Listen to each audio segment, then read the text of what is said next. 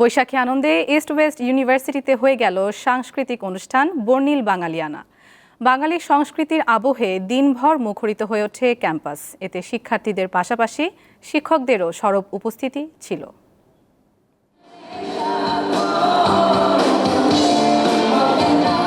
রাজধানীর east West ইউনিভার্সিটির Aftabnagar campus. বৃহস্পতিবার দেশি সংস্কৃতির প্রতি ভালোবাসা সঞ্চারে বর্ণিল বাঙালিয়ানা শিরোনামে আয়োজন করা হয় জমজমাট সাংস্কৃতিক অনুষ্ঠানের।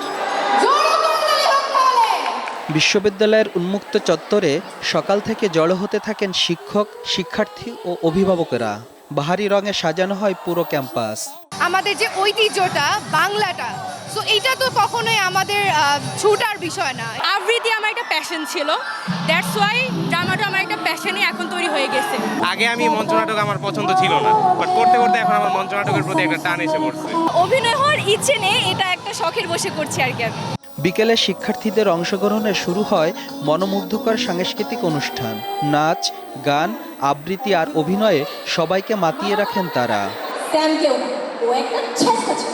পড়ালেখার পাশাপাশি এমন আয়োজনের মাধ্যমে শিক্ষার্থীরা নিজেদের সংস্কৃতি ও ঐতিহ্য ধরে রাখবে, এমন প্রত্যাশা উপাচার্যের। হাজার বছরের যে বাংলার ঐতিহ্য, কৃষ্টি এবং কালচার, সেটাকে আমরা আজকে ছাত্রদের কাছে আবার নতুন করে পরিচয় করে দিতে চাচ্ছি।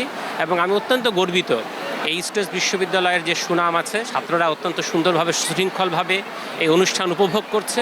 East West university club for performing arts আয়োজিত এবং রিস পরিবেশিত এই অনুষ্ঠান চলে রাত ৯টা পর্যন্ত।